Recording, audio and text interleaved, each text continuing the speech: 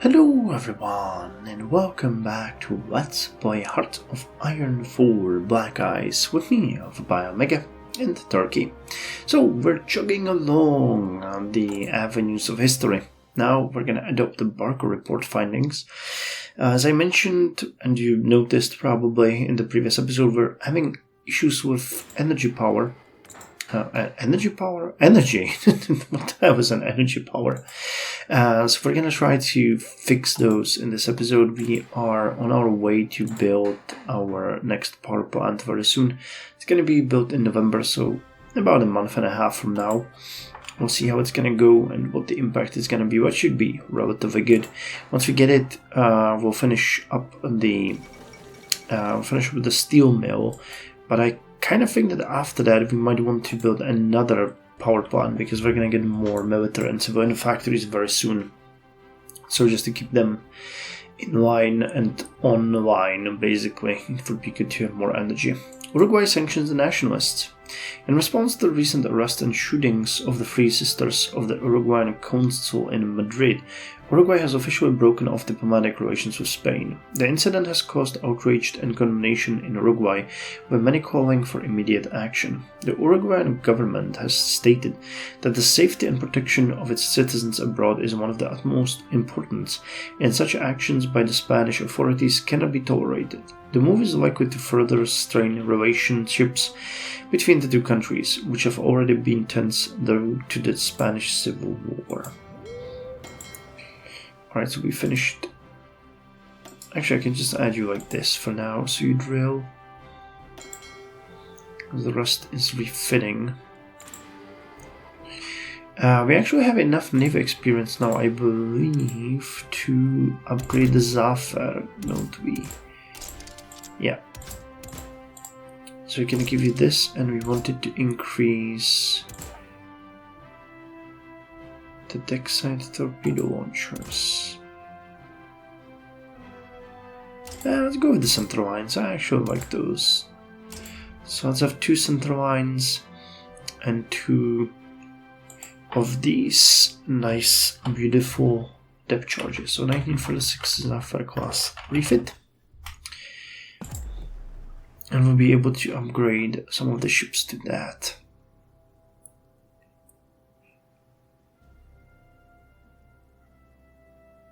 I might actually, you know what? I might want to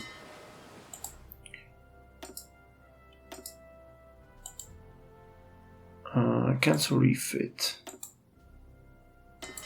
and have you drill.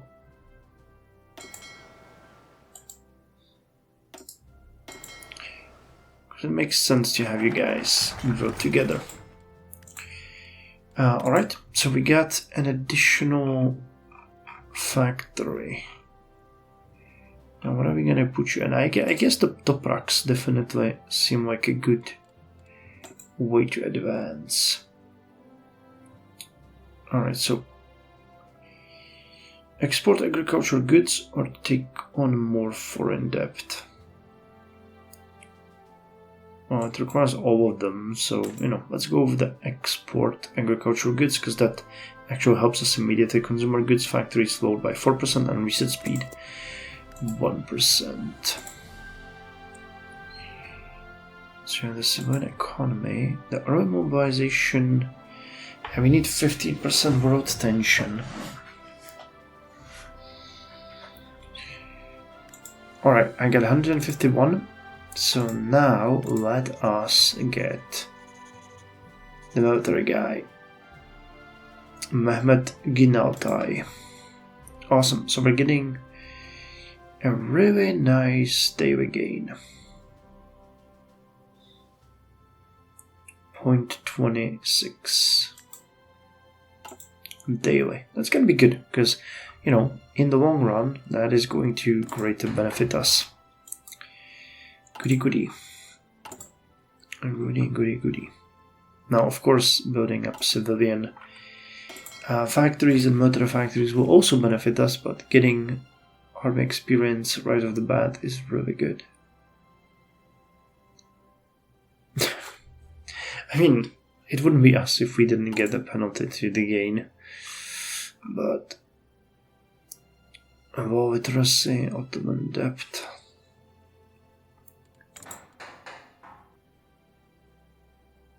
What's the minimum?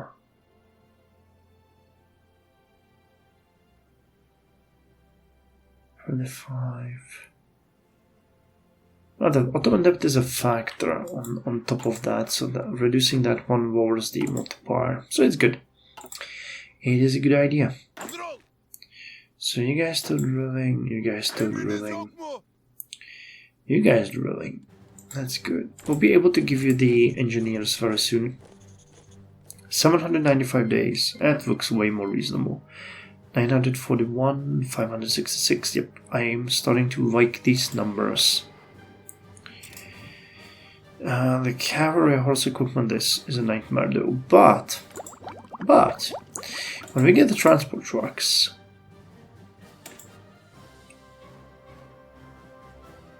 yeah, it requires. No, that's actually a tank platoon. So you require something else. You require these ones. Alright, so League of Nations Trade Inquiry. The League Assembly launched an inquiry into the issue of equal commercial access for all nations to certain raw materials. The inquiry was proposed with the aim of reducing obstacles to international trade and communications, including the abolition of systems and quotas and exchange controls. The League Assembly recommended the implementation of policies designed to re-establish a durable equilibrium between the economics of various countries, promote international trade, and lay more solid foundation for the stability of economic relations. This was part of a broader effort to promote international cooperation and economic interdependence, which was seen as crucial to preventing another global conflict. The League recognized that economic instability and competition has been a major factor in the outbreak of the First World War, and was determined to prevent a similar situation from arising again. Alright. 21 days. Alright, you guys can join and start drilling. Yes, the light artillery is gonna take a while. But we keep, getting more units. Still, our army is rising. It's nowhere near where we need to go. But we'll get there. To make this 7% of our army strength, 200. So right now we have 14. We would need double. So we need at least, Jesus Christ, about 24 divisions extra to lift up the limit. Not great. But, once we get... That's not the focus tree. Once we get to the doctrines and we can start... And that's going to be the priority for us. Once we start the research of the special forces and go with the extension, the multiplier of 5% is actually really nice. So that's going to be good. Today, Belgium has declared a policy of self-defense and freedom from alliances. The country has taken this decision in response to the rearmament of Germany, the integral remilitarization of Italy and Russia, and the consequent need for exceptional precautions in most states, even deliberately pacifistic ones, I guess that's supposed to be, like Switzerland and the Netherlands. Belgium has been particularly alarmed by the transformation of warfare methods under the influence of technical progress, notably in aviation and motorization. The initial operations of the armed conflict now have a power, rapidity, and extent that are particularly alarming for countries of such extended weakness as Belgium. Furthermore, the reoccupation of Rhineland by Germany and the transfer of bases of departure to the Belgian frontier have accentuated the country's uneasiness. Belgium has watched the shaking of the foundations of international security by the infringements of conventions freely subscribed to and the quasi-impossibility of adapting the stipulations of the Covenant of the League of Nations to the repression of these infringements. Finally, the international dissension of certain states run the risk of becoming entangled in the rivalries of the political and social systems of other states, and of unchanging, a keener and more devastating conflagration that from which we are still suffering. I understand their uneasiness. I'm uneasy as well, and I'm gonna be one of the attackers. Alright, so production-wise, everything is okay here. What's up? Why are you blue? Because you... Oh, it's because of the energy, probably. Alright, well, we need to get that one up and running. So let's speed it up. Got less than a month to finish it. So that's good. They're gonna actually give us quite a nice amount. So you are still refitting. You guys are drilling.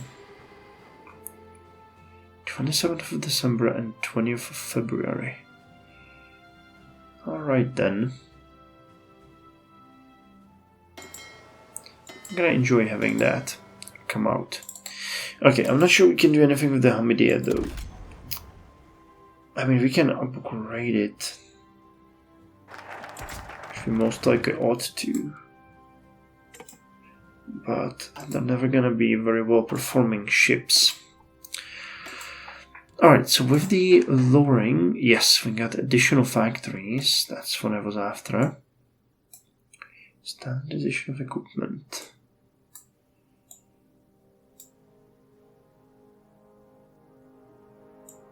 Take on more foreign debt.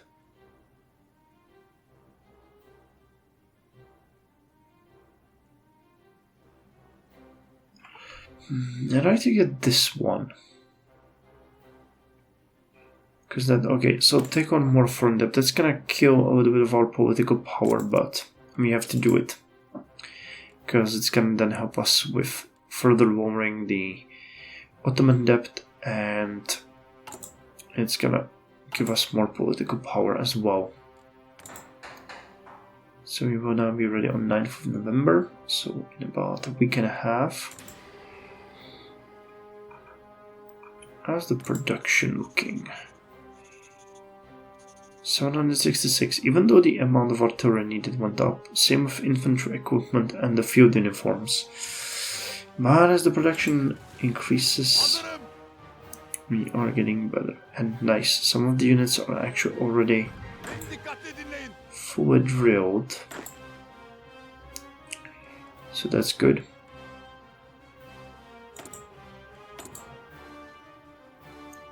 Focus on people's problems.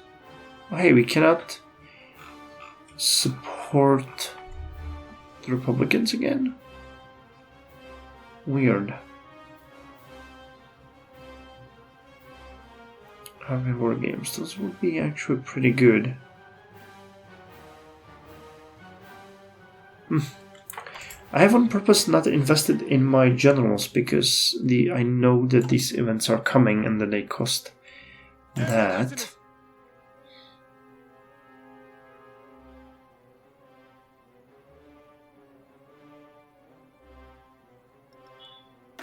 I like to think of more levels in BICE as well when it comes to the experience. So it's good to see that. Oh, that one was really quick. I found that, was it like 5 days or something? Huh. Alright, we'll ease government regulations. So Ottoman debt will go down by 3%, and we're gonna get research speed plus 1%. And we'll replace the minor restrictions with civil liberties first. More stability and political power gain, compliance, and that's that, and then penalties. And daily opposition party support is also lowered, so that's actually pretty good. 25 days.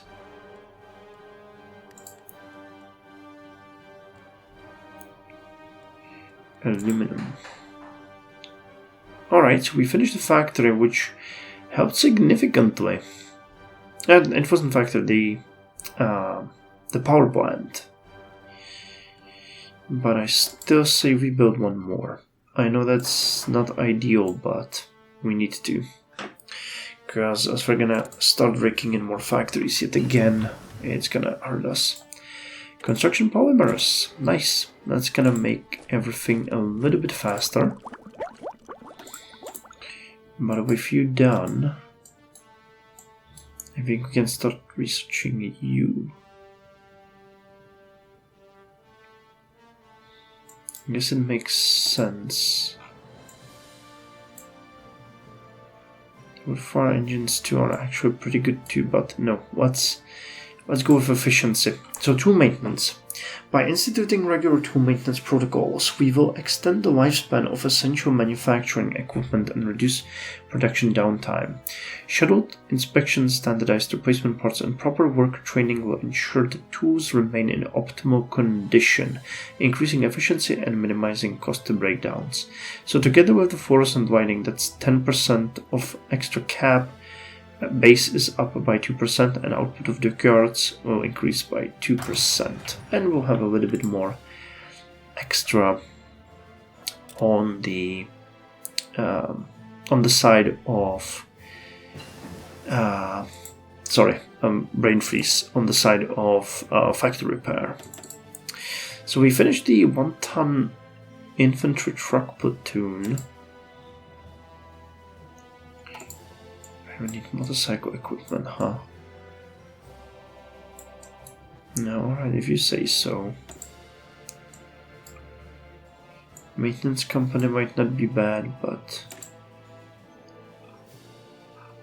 I mean, do we want this? I don't think so at this point. So let's actually research this anti-tank. We're not gonna start producing it. Actually, can we... Yeah, okay, let's go with this one first. Light artillery gun barrel upgrade. To enable heavier gun on lighter carriages, muzzle brakes can be included in howitzer design. Actually, you know what? No, let's get you. Artillery specialized in defeating armored targets like tanks. It generally fires armor-piercing shells. Alright. It's a little bit of a burden, but it will be fine.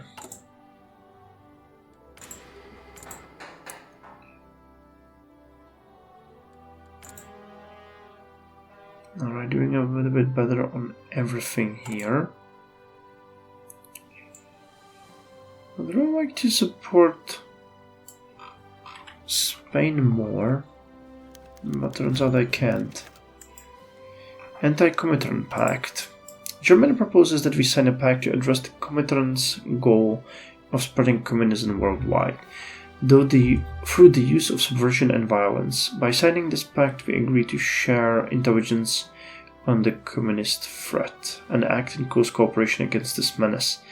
So we're gonna join. That's gonna increase our opinion and reduce opinion with Germany, but we want to be a little bit closer with the fascist super state.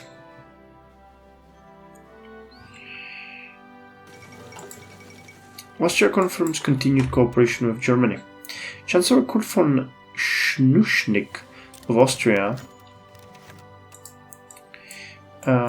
today reiterated his country's willingness to cooperate with Germany on matters related to their common nationhood.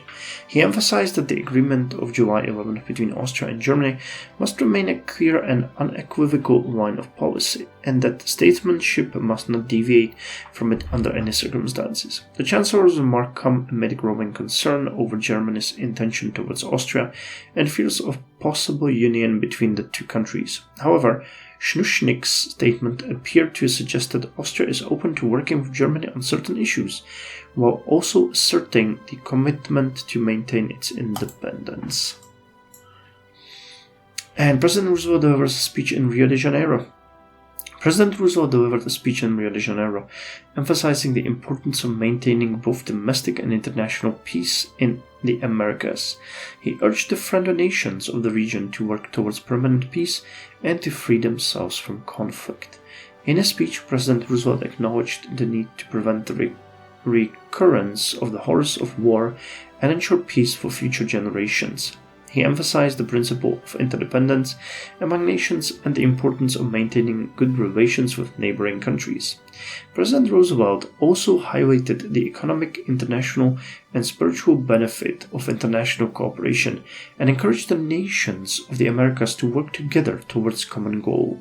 He emphasized that good neighbors make a good community and that the principle of interdependence is paramount in both domestic and international relations.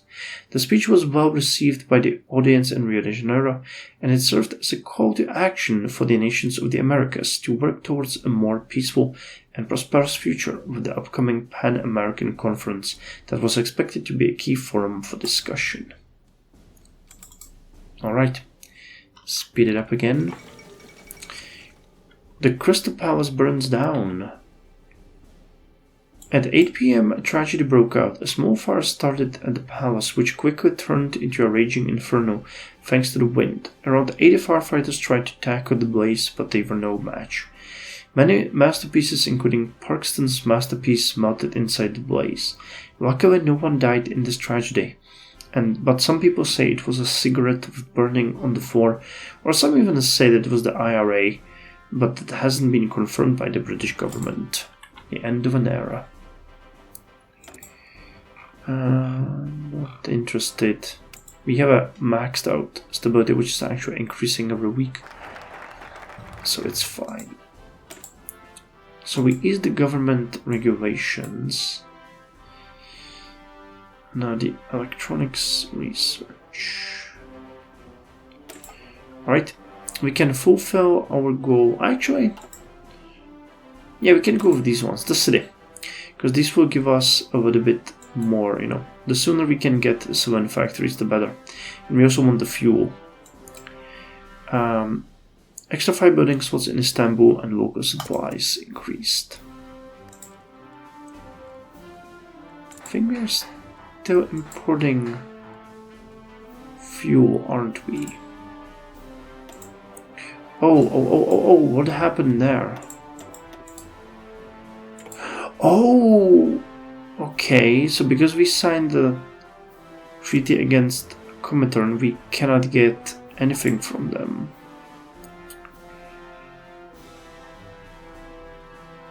Alright, I say let's import it from the United States at this point. We do have the convoys.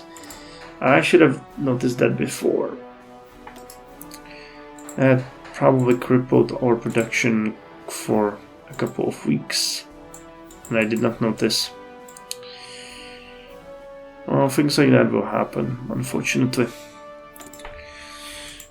Alright, either way, we finished the fluorescent lighting, and we can now go with the electric motor hoist, which will give us production efficiency growth plus 15%.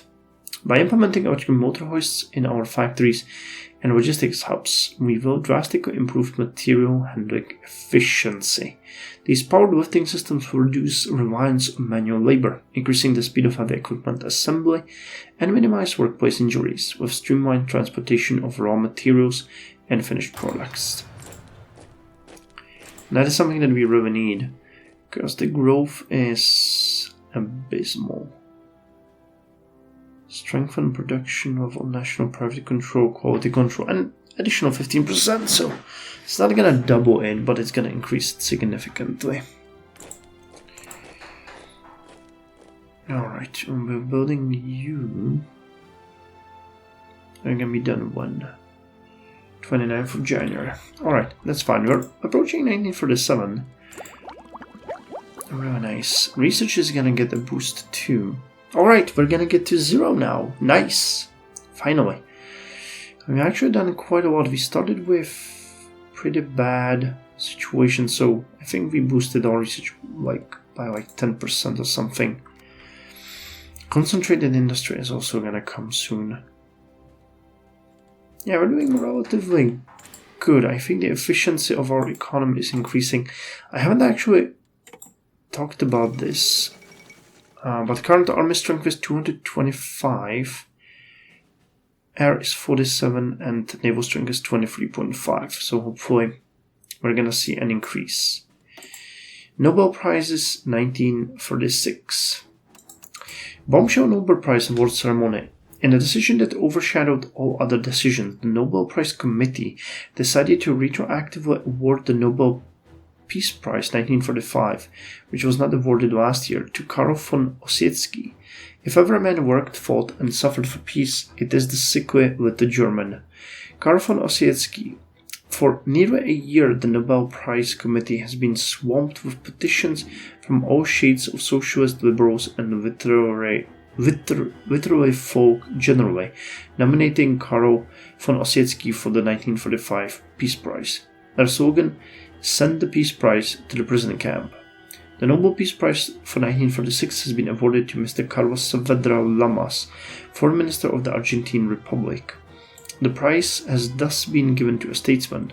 It must be recognized that the principles underlying Saavedra Lamas' anti-war pact have stood a practical test of South American soil and under his personal leadership. In making the statement, Saavedra Lamas has set a task for the future. He is still a man in the prime of his life.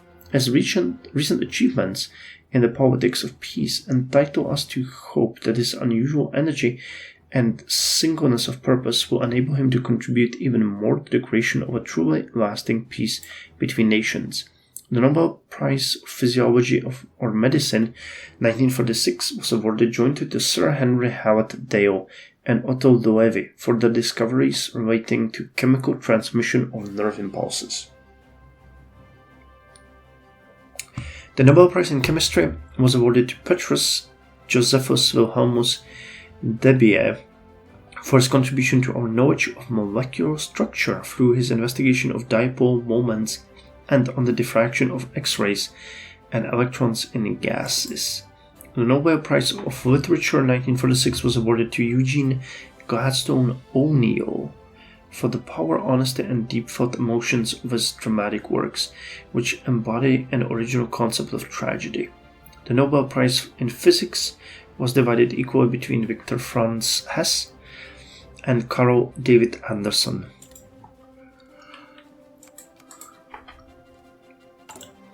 Alright, so the city is happening. Advanced computing coming now, concentrated industry coming next. Okay, white peace in China. I'd much rather see an increase. Trotsky expelled. After Leon Trotsky once again refused to accept the more stringent conditions laid down by the Norwegian Department of Justice for his continued stay in Norway, it was decided to not grant him another visa, resulting in Trotsky having to leave the country. Trotsky has been interned for the last few months after he was accused of illegal interference in internal affairs of Norway. Among other things, he was accused of continuing to work without permission on a book entitled The Revolution Betrayed, in which he made his analysis of the degeneration of the Soviet Union, the first worker state, into a bureaucratic regime. It is said Trotsky will receive asylum in Mexico at an unannounced location. No one wants him.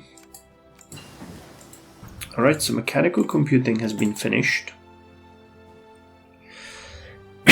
Pardon me. Now we can immediately start with electronic computing. Mechanical computation machines are slow and may suffer from bugs when their parts get stuck or slip. If we develop electronic components for our computing machines, they will run more efficiently. This will speed up all other research projects. Construction of those machines, capable of advanced differential analysis, will radically change what sort of machine-assisted calculations can be made. Alright.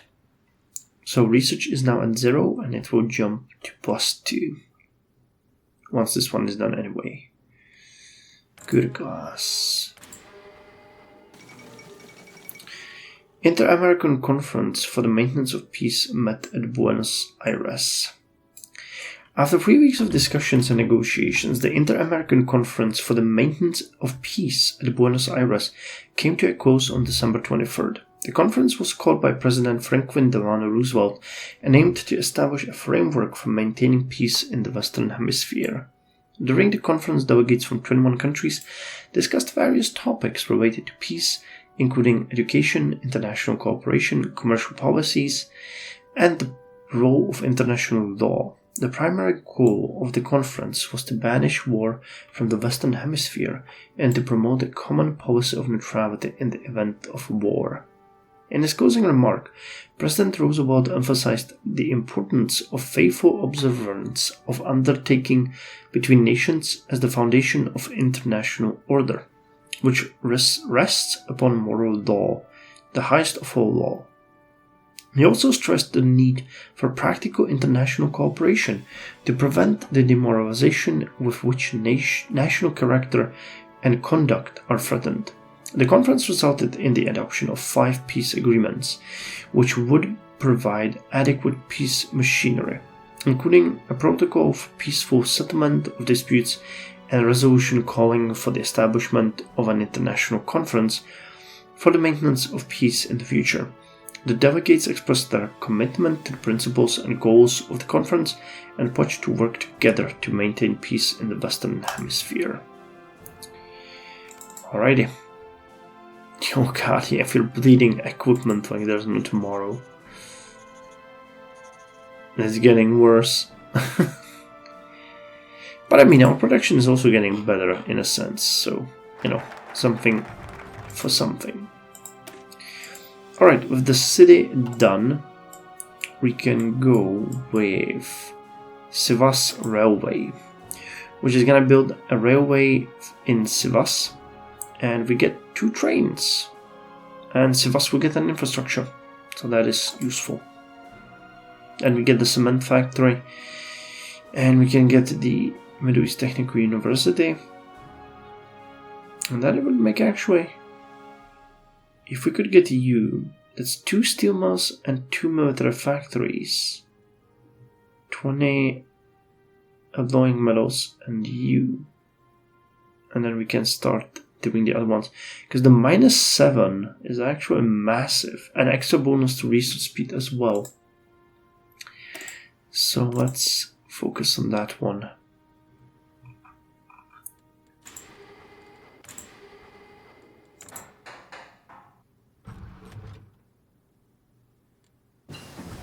Alright, Concentrated Industry 1 has just been finished, which gives us actually the option to go for Concentrated Industry 2.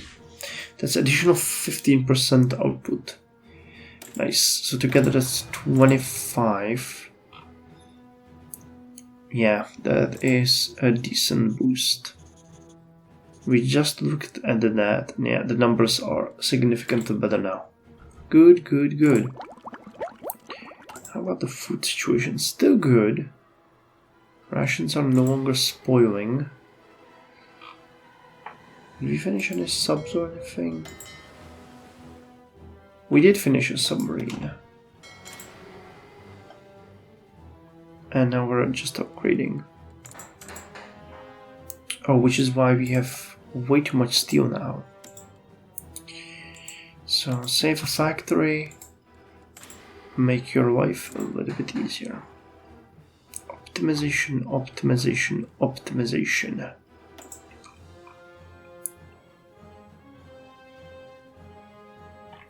Where is Sivas? 15. Yeah, that's not gonna be that great. And hey, we got another unit. Alright, so the next one that's gonna be recruited is gonna actually start our 5th army. Nice. Nice, nice, nice. You guys got almost everything you need. The light artillery is being produced. No wonder then our other units are starved for equipment when we're shoveling everything there. Yeah, but you know, it's working fine. It's not really that bad. Alright, so I think we can end the episode here. Pretty good development. Pretty good situation. We're getting stronger. We're getting stronger by the day. It is still, you know, just moving slowly in certain directions, but the fact that we get so many factories, production is better. We're actually building a massive stockpile of the horse transport, so I might actually start pulling some factories out of there. But I would rather put it on things that we actually do well. So for example, getting improved recon equipment, then I would put more factories on that, because that's going to help with reconnaissance significantly. Same with the rest, like the mountain warfare equipment. It's going to come actually pretty soon. What's the difference actually? Defense is doubled. Soft attack gets 50% extra. More hard attack and more, the same breakthrough. But yeah, this is gonna be really important. This is what we're after. Alright, anyway, thank you very much. See you in the next one.